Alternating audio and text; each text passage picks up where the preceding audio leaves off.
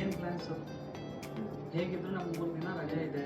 ನಾನಂತೂ ಫ್ಯಾಮಿಲಿ ಜೊತೆ trip plan ಮಾಡ್ಕೊಂಡಿದ್ದೀನಿ. ಎಲೆಕ್ಷನ್ ಇದೆ, ವೋಟ್ ಹಾಕಲ್ವಾ? ಯಾರು ಹಾಕ್ತಾರೆ ಗುರು? ಹೇಗಿದ್ರು 3 ದಿನ ರಜೆ ಇದೆ. ಫ್ಯಾಮಿಲಿ ಜೊತೆ ರಿಲ್ಯಾಕ್ಸ್ ಆಗಿ ಬರ್ತೀನಿ. ಹೌದಾ? ಹೌದು. ಅಲ್ಲ ರೇ ಪವನ್, ನಿಮ್ಮ ಮನೆ ಮುಂದೆ ಮರ ಬಿತ್ತು ಅಂದ್ರಲ್ಲ, ಹೋಗಿ ಕಂಪ್ಲೇಂಟ್ ಮಾಡಿದ್ರಾ? ನಾಳೆ BBMP ಆಫೀಸ್ ಹತ್ರ ಹೋಗ್ಬಿಟ್ಟು ಕಂಪ್ಲೇಂಟ್ ರೈಸ್ ಮಾಡ್ತೀನಿ. ಅಂದ್ರೆ ಪವನ್, ಯಾವ ಅಧಿಕಾರದ ಮೇಲೆ ನೀವು ಕಂಪ್ಲೇಂಟ್ ಕೊಟ್ಟಿದ್ದೀರಾ? ಯಾವ ಅಧಿಕಾರ ಅಂದ್ರೆ ನಮ್ದು ಪ್ರಜಾಪ್ರಭುತ್ವ, ನಮ್ಗೆ ಪ್ರಶ್ನೆ ಮಾಡೋ ಹಕ್ಕಿದೆ. ಅದು ಯಾವಾಗ ಅಂದ್ರೆ ನೀವು ವೋಟ್ ಹಾಕೋದಕ್ಕೆ ಮಾತ್ರ ನೀವು ಪ್ರಶ್ನೆ ಮಾಡೋ ಅಧಿಕಾರ ಇರುತ್ತೆ. ಅಂದ್ರೆ ಗೊತ್ತಾಗ್ಲಿಲ್ಲಲ್ವಾ? ಬನ್ನಿ ಇಲ್ಲಿ.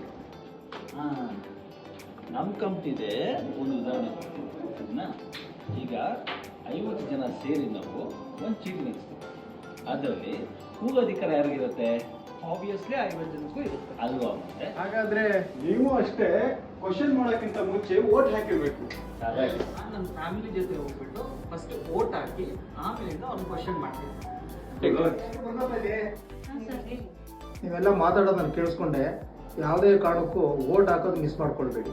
ಅವನ್ ಸರ್. ಮೊದಲು ವೋಟಿಂಗು, ಆಮೇಲೆ ಔಟಿಂಗು. Okay okay sir. ಮತದಾನ ನಮ್ಮೆಲ್ಲರ ಹಕ್ಕು. ಮರೆಯದೆ ಮತ ಚಲಾಯಿಸಿ.